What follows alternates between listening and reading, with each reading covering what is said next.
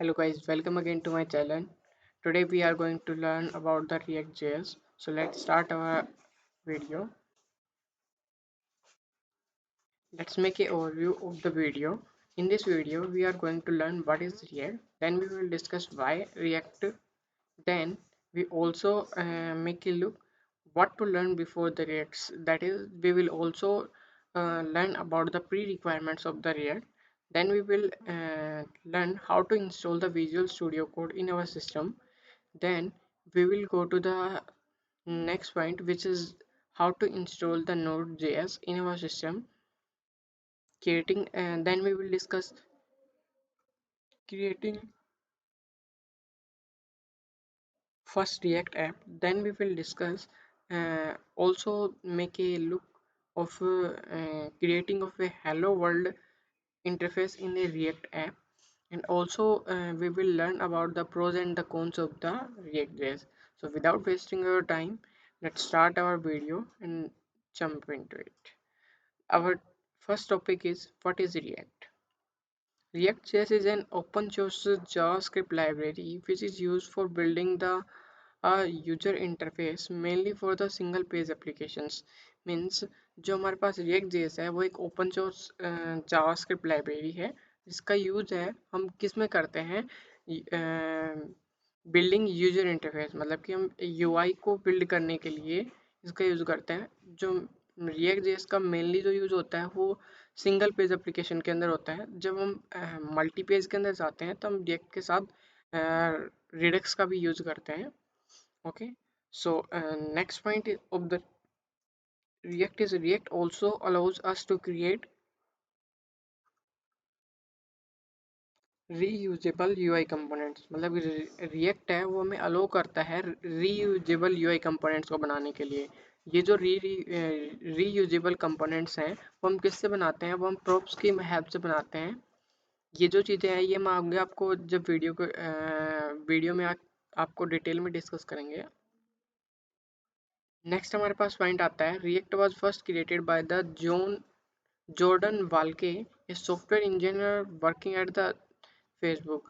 जो रिएक्ट है वो सबसे पहले जॉन वार्डन के द्वारा डिस्कवर किया गया था. ये जॉन वार्डन है वो एक सॉरी जॉन वाल्के हैं वो एक सॉफ्टवेयर इंजीनियर थे जो फेसबुक के अंदर काम करते हैं. ओके, तो नेक्स्ट पॉइंट है हमारे पास, वो हमारे पास आता है react first diploid on Facebook on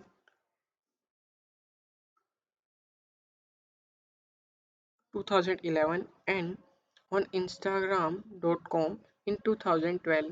मतलब कि जो रिएक्ट था सबसे पहले यूज़ हुआ था फेसबुक के अंदर. फेसबुक की जो न्यूज़ फीड है उसके अंदर यूज़ किया गया था 2011 के अंदर. एंड देन जो रिएक्ट है उसका यूज़ हमने किया था इंस्टाग्राम के लिए. वो कब किया था, वो 2012 के अंदर हुआ था. Also, the main function of React is that it allows user to create large web application that can change data without reloading page. जो React है उसका जो मेन इसकी जो प्रॉपर्टीज थी, मतलब जो मेन इसकी क्वालिटीज आती हैं उसके अंदर से इसकी एक जो क्वालिटी है वो ये है कि जो रिएक्ट है वो एक बड़ी एप्लीकेशन, मतलब कि लार्ज वेब एप्लीकेशन को क्रिएट किया जा सकता है रिएक्ट की हेल्प से. और इसके अंदर एक और चेंज क्या है कि इसके अंदर आप अपना डाटा अपडेट कर सकते हैं विदाउट रीलोडिंग द पेज. हम जब HTML CSS के अंदर या फिर और किसी के अंदर जब हम काम करते हैं तो हमें पेज को रिफ्रेश करना पड़ता है, लेकिन जो रिएक्ट है रिएक्ट के अंदर हमें पेज को रिफ्रेश भी नहीं करना पड़ता है, मतलब पेज को रिलोड भी नहीं करना पड़ता है, तब भी हमारा जो डाटा है वो अपडेट हो जाता है. जो नेक्स्ट पॉइंट है वो हमारे पास है it works only on the user interface in the application. जो रिएक्ट है इसका जो यूज होता है वो अपने पास यूआई के लिए किया जाता है मोस्टली. ठीक है, react JS is also simple to react. React JS है उसको हम रिएक्ट भी बोलते हैं या फिर रिएक्ट जेएस भी बोला जाता है, रिएक्ट डॉट जेएस भी बोला जाता है. ये मतलब इसके कुछ नाम है जो हम जनरली यूज करते हैं. नेक्स्ट हमारे पास आता है जो नेक्स्ट टॉपिक वो था जो है वो हमारे पास है वाई रिएक्ट, मतलब कि जो रिएक्ट है वो हम हमें क्यों करना चाहिए. Now the question is that why react, why one should choose the React, as there are so many other open source for the web application development. Means कि जब हमारे पास बहुत सारे और भी open source web application development available हैं, तो हम रिएक्ट को ही क्यों प्रेफर करें. So let's discuss about it. So here are the benefit of the reacts for competitive frameworks, मतलब कि जो और जो फ्रेमवर्क्स हैं उसके कंपैरिजन में हमारे पास रिएक्ट के कुछ बेनिफिट्स भी हैं. वो हमारे पास किस टाइप से हैं, वो हमारे पास सबसे पहले दे रखा है easy to learn and only the basic knowledge of the HTML CSS is required. मतलब कि जो रिएक्ट है वो हमारे पास बहुत ही इजी टू लर्न है. इसके लिए आपको मतलब कुछ ज़्यादा रिक्वायरमेंट नहीं होती है, वो आपको सिर्फ सिंपल CSS और HTML की रिक्वायरमेंट होती है, वो भी सिर्फ बेसिक नॉलेज होनी चाहिए HTML CSS की, तब भी आप एक रिएक्ट के कोड को आप चला सकते हो. जो नेक्स्ट पॉइंट हमारे पास आता है इसके बेनिफिट का, वो आता है react enables developer to reuse the components. जो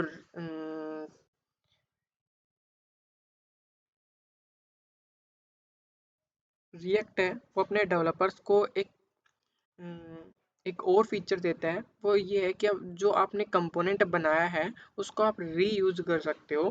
फॉर एग्जांपल मैं अगर आपको एक बार इसका एक एग्जांपल दूं तो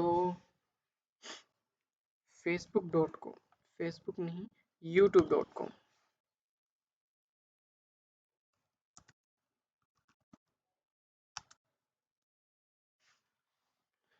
यूट्यूब के अंदर हमारे पास देखोगे तो ये एक हमारे पास कंपोनेंट है, इसी को हमने बार बार रिपीट किया है.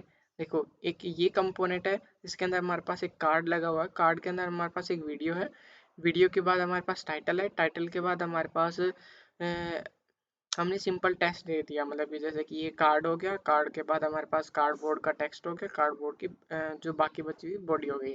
तो ये हमारे पास क्या है, ये हमारे पास सिंपली एक कार्ड हमने बनाया, उसी को मल्टीपल टाइम्स यूज किया हुआ है. तो ये हमारे पास, इसको हम क्या बोल सकते हैं कि हमारे पास अ, जो रिएक्ट है, रिएक्ट हमें क्या देता है, मल्टी, मतलब कि जो एक चीज है उसको हम रिपीट कर सकते हैं.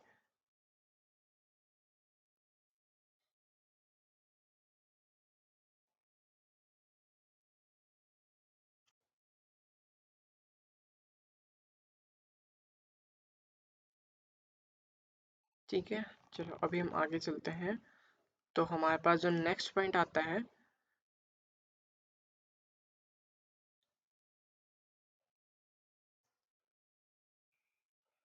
Please wait for a time, it may be a issue of the internet. So next point is also the main feature of the React is that it allows user to create large web application that can change data without loading the page. मतलब जो हमने पहले बताया था कि हम React के अंदर एक लार्ज एप्लीकेशन बना सकते हैं, जिसके अंदर हमारे पास जो डाटा है वो चेंज हो जाएगा without refreshing the page. Now, one more question that what to learn before the React means, जो हमारे पास React है उसके लिए प्री रिक्वायरमेंट्स क्या क्या हैं. तो हमारे पास things to learn before the React वो क्या क्या है. सबसे पहले हमारे पास CSS है, HTML है, फिर उसके बाद जावास्क्रिप्ट है.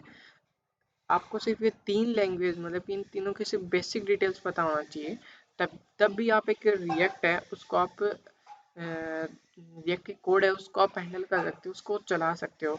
ये मतलब जो रिएक्ट होता है वो बहुत ही इजी होता है, इजी टू लर्न है. ओके, जो हमारे पास नेक्स्ट जो टॉपिक आता है कि हमारे पास हेलो इंटरफेस है वो कैसा दिखाई देता है. तो ये हमारे पास एक रिएक्ट का हेलो इंटरफेस है, जो हमने एक लोकल सिस्टम, लोकल पोर्ट 3000 के ऊपर चलाया हुआ है. ठीक है, अभी हम इसको बना के भी दिखाएंगे हमने कैसे बनाया है. तो चलो अभी हम चलते हैं. सबसे पहले आपको करना क्या पड़ेगा, आपको अपने सिस्टम के अंदर npm इंस्टॉल करना पड़ेगा. npm इंस्टॉल कैसे करेंगे, npm इंस्टॉल करने के लिए आपको सिर्फ गूगल पे जाओ और npm सॉरी नोड जेएस, जैसे आप यहाँ पे आओगे तो ये नोड जेएस की ऑफिशियल वेबसाइट है। नोड जेएस की ऑफिशियल वेबसाइट के ऊपर आओ, देन हमारे पास डाउनलोड सेक्शन, इन डाउनलोड सेक्शन के अंदर आप अपना जो सिस्टम है उसके अकॉर्डिंग यहाँ से इंस्टॉल कर सकते हो। जैसे कि मेरे केस के अंदर विंडो है, तो मैंने विंडो को ये मेरे पास होगी MSI फाइल स्टार्ट होगी मेरे पास है, इसलिए मैं इसको कैंसिल कर रहा हूँ। ये जैसे इंस्टॉल होगी तो सिंपल आप किसी भी सिस्टम को जब इंस्टॉल करते हो तो जो इंस्टॉल इंस्टॉल इंस्टॉल के ऊपर क्लिक करते हैं वहीं आपको इसके अंदर करना है। देन इसके बाद ये आपके पास रेडी हो जाएगा। इसके लिए आपको मतलब कुछ ज़्यादा रिक्वायरमेंट्स नहीं है। नेक्स्ट हमारे पास आता है visual studio code. Visual studio code क्या है? विजुअल स्टूडियो कोड एक सिंपली कोड एडिटर है। आप इसकी जगह कोई और कोड एडिटर का भी यूज़ कर सकते हो। I will prefer to use visual studio because the community of the visual studio is very large as compared to the other code editors. So let's see how to install the Visual Studio Code in your system. Simply type Visual Studio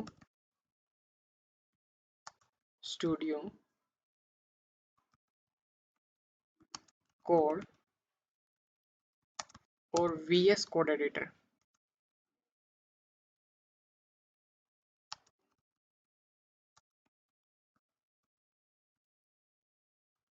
आप इन दिनों दोनों में से किसी का भी use कर सकते हो, चाहे तो आप VS Code Editor लिखो या फिर अपने पास विजुअल स्टूडियो कोड लिख दो, दोनों के अंदर हमारे पास आ जाएगा। ये आ गया, या फिर अगर आप इसकी जगह VS Code Editor लिखोगे तो भी आ जाएगा। आ गया। इसके अंदर भी आपको सिंपली ओपन करना है। ओपन करने के बाद हमारे पास इस तरीके का इंटरफेस आएगा। क्लिक ऑन डाउनलोड्स,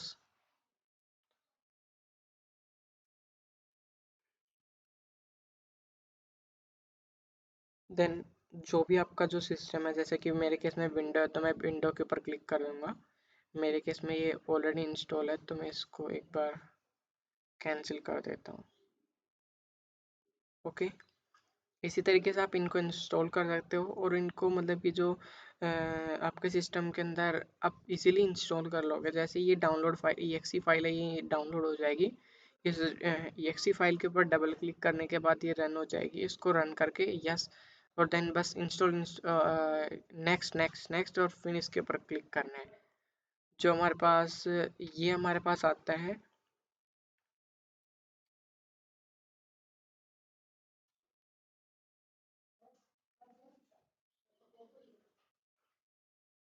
मैं एक न्यू ओपन करके दिखा देता हूँ आपको कैसे दिखाई देता है। न्यू विंडो के ऊपर जैसे आप ओपन करोगे तो ये हमारे पास इस टाइप से खुलेगा। ओके, इसके अंदर हमारे पास अब सिंपली आपके पास कोई न्यू फोल्डर है या फिर जो पहले का फोल्डर है उसको क्लिक कर सकते हो। ठीक है, या फिर ये हो गया, या फिर आप एक अपना नया फोल्डर बना सकते हो। ठीक है, तो अभी हम क्या करते हैं, पहले हम अपने जो रिएक्ट है उसको अपने सिस्टम के अंदर इंस्टॉल करेंगे, फिर उसके बाद हम VS कोड एडिटर का यूज़ देखेंगे। जैसे ही अपने पास नोड जेएस इंस्टॉल हो जाएगा, आपको क्या करना है, इसको चेक करने के लिए सिंपली अपने पास CMD मतलब कमांड प्रॉम्प्ट है, इसको ओपन करो CMD। ठीक है, ओपन करने के बाद जस्ट सिंपली npm, ये देखो अगर हमारे पास कुछ इस तरीके का इंटरफेस आता है, मैं आपको दिखाऊं। देखो, ये npm के लिए हमारे पास कमांड दे रखी हैं। ये हमारे पास वर्जन है npm वर्जन 6 है।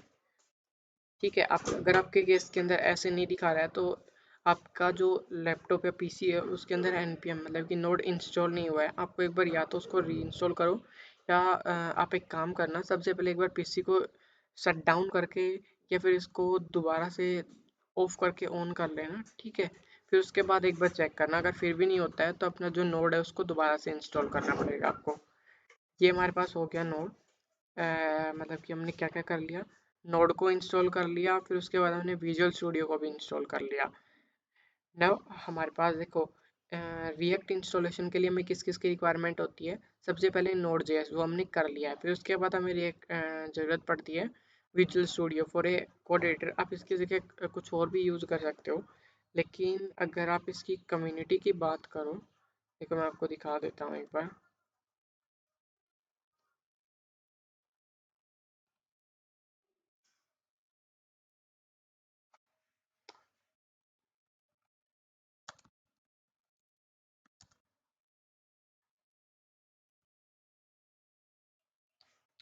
एक मिनट रुको, अभी देखो।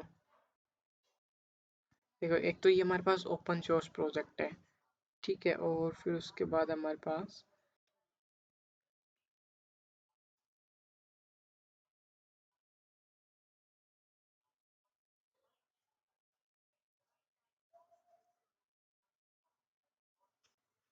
React JS GitHub.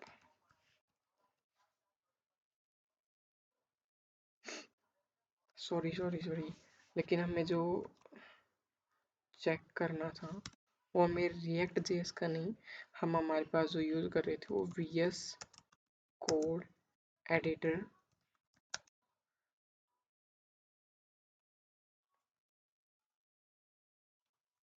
देन हमारे पास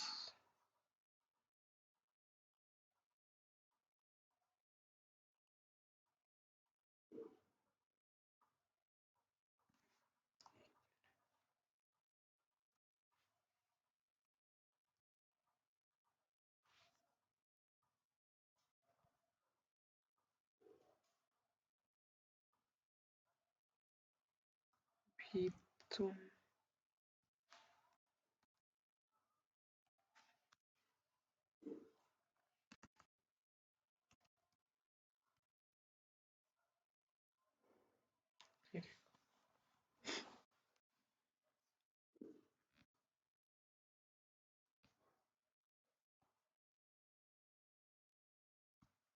देखो हमारे पास क्या है, हर 2 आवर मतलब कि जो लास्ट 2 आवर है उसके अंदर भी हमारे पास इसके अंदर चेंज हुआ है। रेगुलरली इसके अंदर चेंज होता रहता है, ठीक है। और मतलब कि इसकी जो कम्युनिटी है वो बहुत लार्ज है।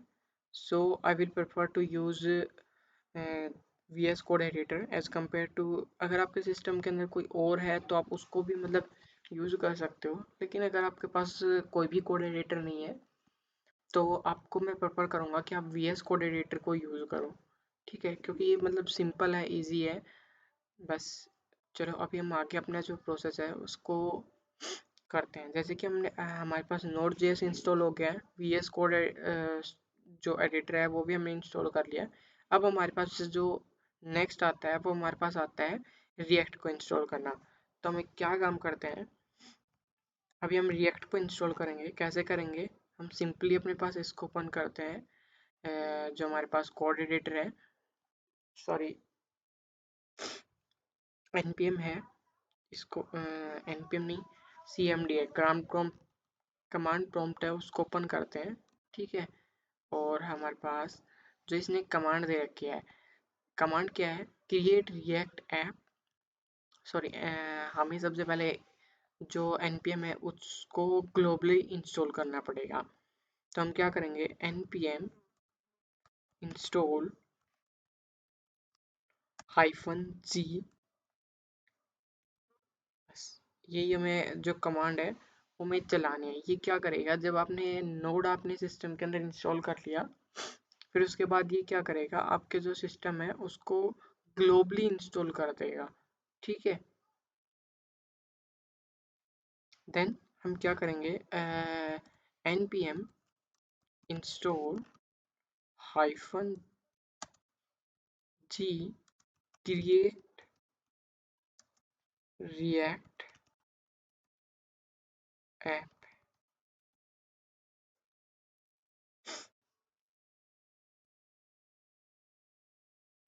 ये थोड़ा सा टाइम लेगा, तो आपको थोड़ा वेट करना पड़ेगा।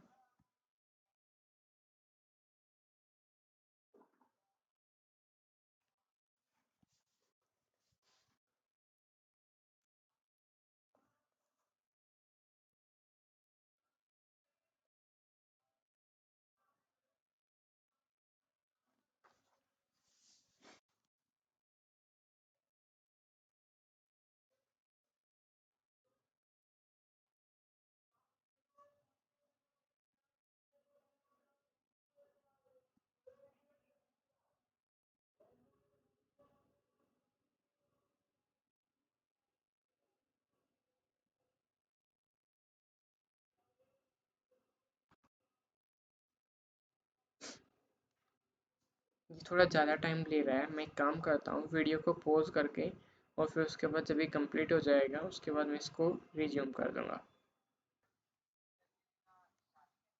देखो, ये जब इंस्टॉल होगा तो उसके बाद कुछ इस टाइप का इंटरफेस आएगा कि मतलब जो क्रिएट रिएक्ट है वो आपके पास हो गई है। उसके बाद मतलब कुछ पैकेज है वो इंस्टॉल हो गए।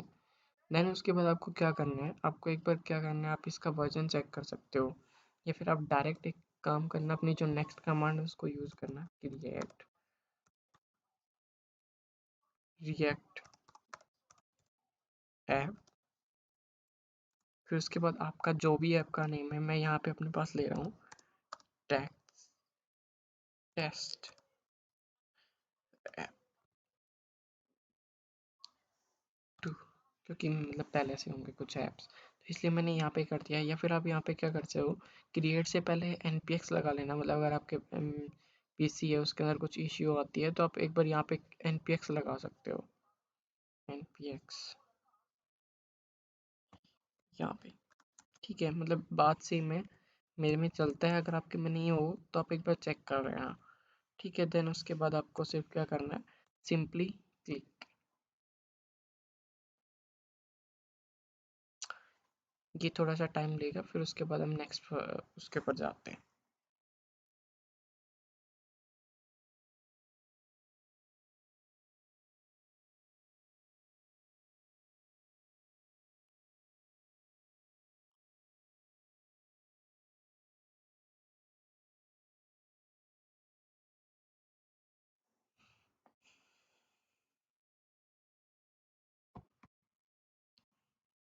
ठीक है,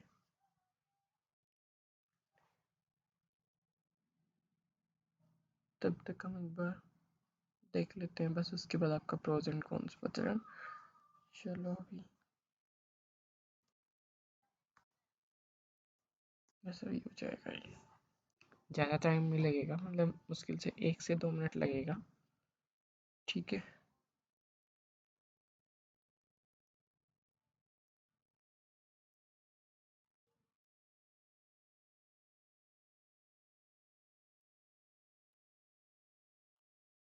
हम्म,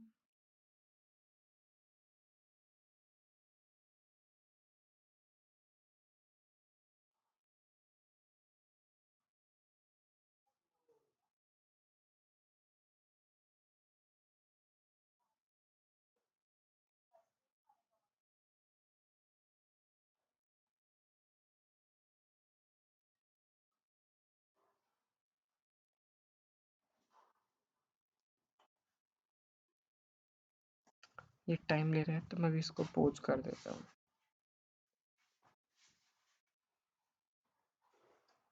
मैंने वीडियो का कुछ पार्ट स्किप कर दिया है, तो अभी अगर आप देखोगे तो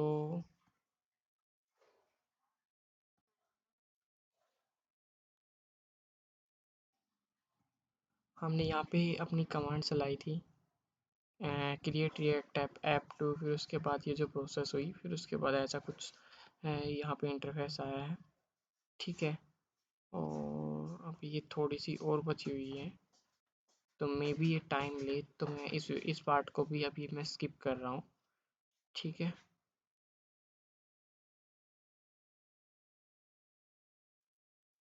देखो, जब हमारे पास जब फाइनली जब वो इंस्टॉल हो जाएगी, मतलब जो टेस्ट ऐप हमारे जब इंस्टॉल हुई, तो हमारे पास इस तरीके का इंटरफेस आएगा। ठीक है, अब हमें क्या करना है, हमें सिंपली एक फ़ोल्डर बना होगा जहाँ पे हमने जैसे कि इंस्टॉल की थी। मेरे केस के अंदर मैंने हमारे पास सी में जाके, मतलब मैंने सी ड्राइव के अंदर,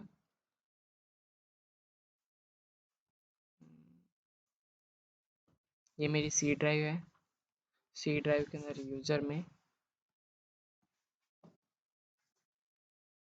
यूज़र के अंदर 9.8, यहाँ पे मेरा एक टेस्ट ऐप 2 के नाम से एक फ़ोल्डर बना होगा। देखो ये बन गया। ये मैंने खुद से क्रिएट नहीं किया था, लेकिन जब ये हमने कमांड चलाई थी उससे ऑटोमेटिकली क्रिएट होता है। ठीक है, जैसे कि मैंने यहाँ पे मेरी ऐप का नाम मैंने टेस्ट ऐप 2 लिया था, तो ये टेस्ट ऐप 2 के नाम से आ गया। यहाँ पे अगर मैं 3 लेता तो 3 आ जाता, 4 लेता 4, मतलब जो भी आप अपनी ऐप का नाम लोगे वो यहाँ पे आ जाएगा। ठीक है, अभी इसके जो भी चीज़ें इनको हम एक बार डिटेल करेंगे। 1 मिनट रुक जाओ, अभी हम एक बार इनको मतलब जो आपका npm हमने इंस्टॉल किया है इसको एक बार मैं चला के दिखा देता हूँ कैसा इंटरफेस आता है। सिंपली मैंने कमांड चलाई, देखो अगर आप देखोगे तो यहाँ पे इसने सारी कमांड्स बता रखी हैं कि आपको आगे क्या करना है क्या नहीं। ठीक है, आपको सिंपली कमांड चलानी है C D test app 2, means ये हमारे पास क्या है, सी डी कमांड होता है चेंज डायरेक्टली के लिए। देन उसके बाद आपका जो ऐप का नेम है, मतलब जो भी आपकी ऐप का नेम है वो। ठीक है, यहाँ पे आप चले गए, अब आप उस लोकेशन के अंदर आ गए हो जहाँ पे अपने पास आपकी ऐप है। अब देखो ये मैंने dir कमांड चलाई है। dir का मतलब होता है कि आपके अंदर आपने जो लोकेशन है, मतलब जो फोल्डर आपने खोल रखा है उसके अंदर कौन कौन सी फाइल है। तो ये हमारे पास कुछ फाइल हैं। अभी मैं आपको बस सिंपली एक बार रिएक्ट को स्टार्ट कर देता हूँ, npm स्टार्ट। अभी ये हमारे पास npm है, मतलब जो रिएक्ट है हमारा वो स्टार्ट हो रहा है, रिएक्ट की स्क्रिप्ट है वो स्टार्ट हो रही है। ठीक है, ये मतलब ज़्यादा टाइम नहीं लगाएगा, मैक्स टू मैक्स 30 सेकेंड ज़्यादा से ज़्यादा लगाए। देखो ये हो गया स्टार्ट। अगर आपका पीसी थोड़ा पुराना है, मतलब जिसका रैम वगैरह थोड़ी लो है, तो उसके अंदर थोड़ा बहुत टाइम लगाएगा। लेकिन अगर आपका पीसी हाई है, मतलब कि अच्छी उसकी रैम है, 3 GB 4 GB उसकी रैम है, तो वो ईजिली 30 सेकेंड के अंदर स्टार्ट हो जाएगा।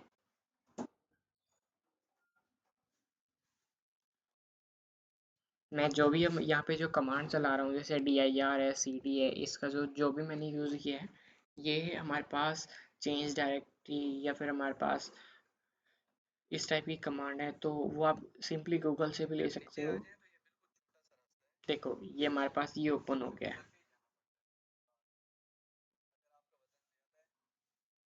ये देखो ये लोकल होस्ट 3000 के ऊपर स्टार्ट हो गया हमारा। ये देखो ये सिंपली ये हमारे पास एक रिएक्ट का डिफ़ॉल्ट पेज है।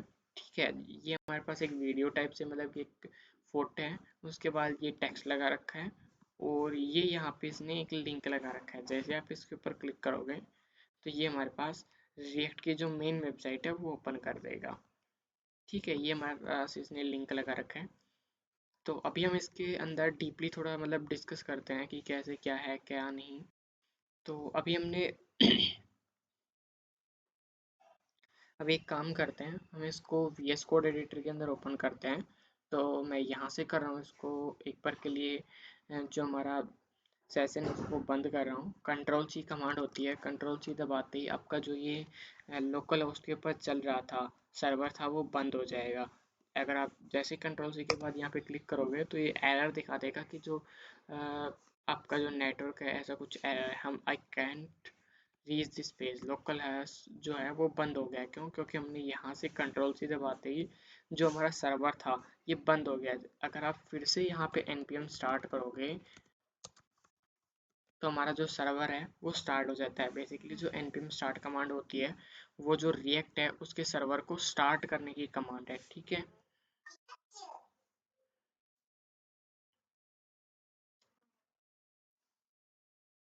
तो ये देखो ये हमारे पास सर्वर है वो स्टार्ट हो गया है।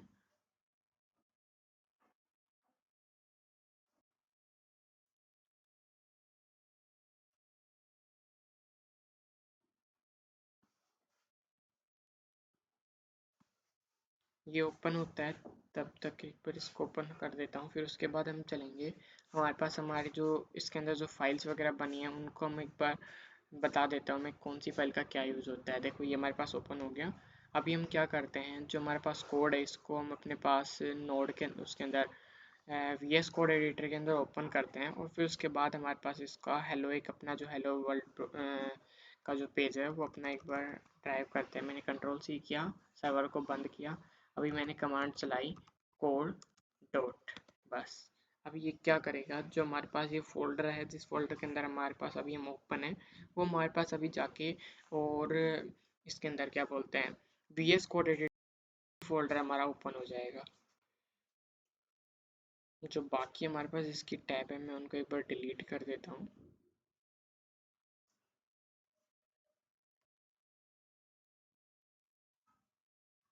ठीक है, ये हमारे पास आ गया है हमारा जो भी ये फोल्डर था। टेस्ट ऐप 2 है, ये हमारी ऐप है, उसका नेम था। फिर उसके बाद हमारे पास जो नेक्स्ट फोल्डर है वो हमारे पास है नोड मॉड्यूल।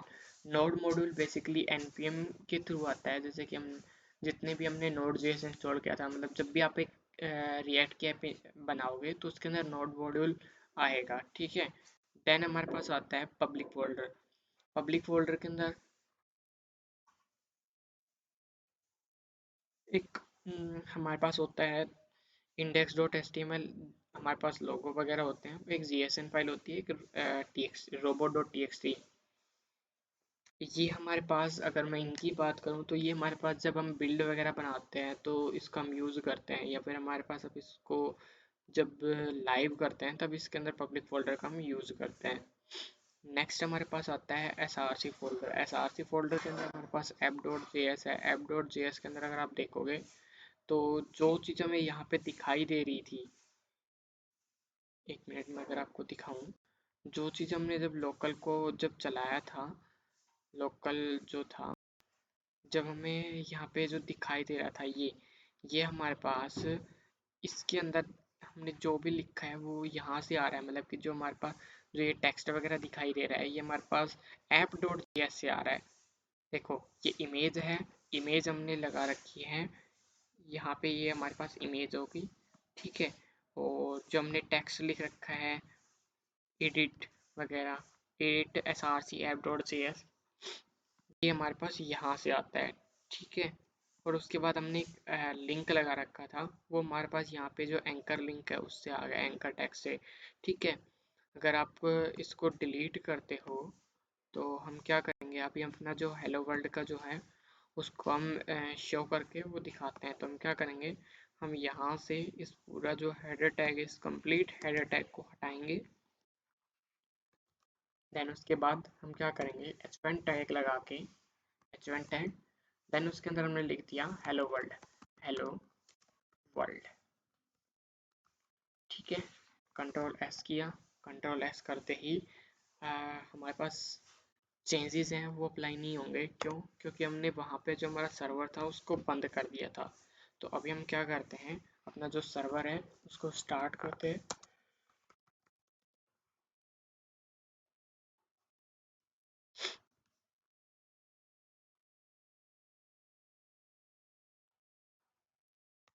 अभी देखना कि ये जो डाटा था वो डिलीट हो जाएगा और यहाँ पे हेलो वर्ल्ड आ जाएगा। एक बार सर्वर स्टार्ट होने दो, फिर उसके बाद आएगा। देखो अभी जो हमारा सर्वर है वो कम्प्लीटली स्टार्ट नहीं हुआ है।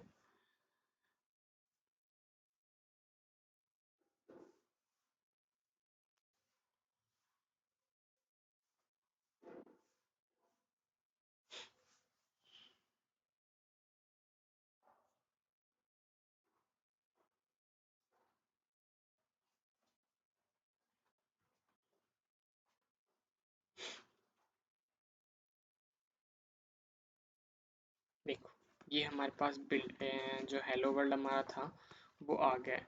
अभी आप देखोगे कि ये हमारे पास यहाँ आ रहा है, मतलब कि मिडल के अंदर आ रहा है, ना कि हमारे पास लेफ्ट राइट। ये हो क्या रहा है, ये शायद हमारे पास ऐप डॉट जे एस की कोई सी एस एस थी। देखो यहाँ पे सी एस एस फाइल को यहाँ पे इंक्लूड किया गया था और उसके अंदर सी एस एस लगी होगी। एक मिनट रुको, ऐप डॉट जे एस की app dot C S S ये रही। ठीक है, अभी मैं क्या करता हूँ, ये जो सी एस एस है इसको मैं कम्प्लीटली हटा देता हूँ। तब हमारे पास जो हेलो पे जो वर्ल्ड है हमारा देखो अभी हमने क्या किया है, सिंपली यहाँ पे चीज़ों को सेव किया, मतलब कि जैसे मैंने डिलीट किया तो हमने मतलब पेज को मैंने रिफ्रेश भी नहीं किया, लेकिन फिर भी हमारा जो चेंजेस है वो रिवर्ट हो गए, मतलब कि यहाँ पे अप्लाई हो गए। इसका मतलब क्या हो गया कि जो मैंने आपको बताया था रिएक्ट के बारे में, कि जो रिएक्ट है उसके लिए हमें क्या नहीं करना पड़ता, पेज को रिफ्रेश नहीं करना पड़ता। देखो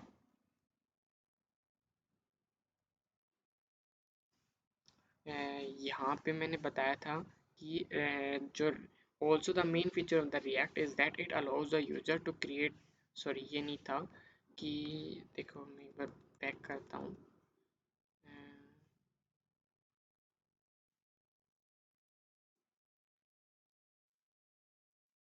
कोई नहीं, मतलब मैंने आपको बताया था कि मतलब कि जो रिएक्ट है उसके अंदर आपको मतलब कि चेंजेस, मतलब अगर आप चेंज कर देते हो किसी को तो उसके बाद पेज को रिफ्रेश नहीं करना पड़ता है। वो हमने यहाँ पे देख लिया है, ठीक है। अभी हम इसको और थोड़ा कॉम्प्लेक्स करेंगे, वो अपनी जो अपकमिंग सीरीज होगी रिएक्ट की उसी के अंदर हम इसको कंटिन्यू करेंगे। आज के लिए बस हमने हेलो वर्ल्ड बनाया। अभी हम एक बार इसके जो रिएक्ट के कुछ प्रोज एंड कॉन्स हैं वो एक बार देख लेते हैं। हम जितनी भी चीज़ें वर्ल्ड के अंदर देखते हैं उसके मतलब कुछ प्रोज होते हैं, कुछ कॉन्स होते हैं। तो रिएक्ट है, रिएक्ट के भी कुछ अपने प्रोज हैं, कुछ कॉन्स हैं। सबसे पहले हम प्रोज को मतलब करेंगे। प्रोज के अंदर सबसे पहले आ जाता है कि easy to learn and use, मतलब जो रिएक्ट है वो बहुत ही इजी है और बहुत ही मतलब इजी है, और लर्न करने में, सीखने में भी और यूज़ करने में भी इजी है। इसका जो सबसे मेन फीचर है वो ये आता है कि आप इसका जो कोड है उसको रीयूज कर सकते हो, ठीक है। दूसरा हमारे पास पॉइंट आता है creating dynamic web application becomes easier, मतलब जो रिएक्ट है इसकी मदद से आप बहुत ही कॉम्प्लेक्स वेब एप्लीकेशंस बना सकते हो, और वो भी बहुत ही इजीली। मतलब ज़्यादा आपको कुछ करने की ज़रूरत नहीं होती है, मतलब बहुत इजीली बना सकते हो आप रिएक्ट की मदद से, ठीक है। दूसरा तीसरा पॉइंट हमारे पास आता है रीयूजेबल कंपोनेंट्स, मतलब कि आप प्रॉप्स की मदद से आप जो कंपोनेंट्स हैं उनको रीयूज कर सकते हो। आपने एक कंपोनेंट बनाया फिर उसी को आप बस प्रॉप्स की मदद से हेल्प करो और उसको रीयूज करो बस, ज़्यादा आपको टिपिकल नहीं होगा। नेक्स्ट हमारे पास आता है परफॉर्मेंस इन्हेंसमेंट, मतलब कि जो इसकी जो परफॉर्मेंस है, मतलब इसको आप ऑटोमेटिकली अपडेट हो जाता है जैसे आपने उसको सेव किया। इसके जो टाइम ऑफ अपडेशन है वो बहुत ही लो है, ठीक है। Known to be SEO friendly, SEO friendly जाना जाता है, मतलब कि जो पहले जो जावास्क्रिप्ट थी वो मतलब कि एसईओ फ्रेंडली नहीं थी, लेकिन जैसे जैसे मतलब इसके अंदर अपडेट्स हुए तो हमारे पास जो जावास्क्रिप्ट की मदद से जो रिएक्ट है वो काफ़ी मतलब एसईओ फ्रेंडली है। जो वेब पेज आप जो बनाते हो उसको इजीली टू रैंक कर सकते हैं, उसको एसईओ फ्रेंडली बनता है, ठीक है। इसके कुछ कॉन्स भी हैं। कॉन्स क्या क्या हैं, सबसे पहले कि हाई पेस ऑफ डेवलपमेंट, मतलब कि अगर आप इसको कहो तो आप इसको मतलब कि इन जो हाई पीस ऑफ डेवलपमेंट है ये इसका एक प्रोज भी है और कॉन्स भी है, मतलब इसको दोनों के अंदर आप काउंट करते हो, ठीक है। दूसरा हमारे पास आता है पुअर डॉक्यूमेंटेशन।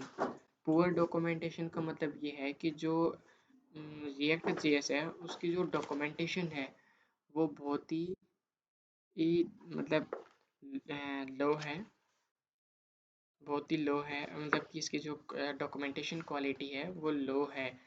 उसके बाद जो नेक्स्ट पार्ट आता है व्यू पार्ट, और जो सबसे लास्ट पार्ट आता है वो हमारे पास आता है JSX एज ए बैरियर, मतलब कि जो न्यू अपकमिंग पार्ट्स आते हैं जो बिगिनर्स आते हैं उनको जो JSX होती है वो एक बैरियर के लिए लगती है, मतलब कि JSX है वो टफ होती है थोड़ी सी, तो रिएक्ट के लिए आपको थोड़ी सी JSX आनी चाहिए, ठीक है। तो बिगिनर्स के लिए थोड़ा सा टिपिकल होता है, क्यों, क्योंकि जो JSX है मतलब जावास्क्रिप्ट है ये थोड़ी सी उनको टिपिकल लगती है। बस यही इसके कुछ कॉन्स है, ये इसके कुछ प्रोस है, ठीक है। आज के लिए बस इतना ही। अपकमिंग वीडियोस के अंदर हम जो रिएक्ट की सीरीज है उसको हम कंटिन्यू करेंगे।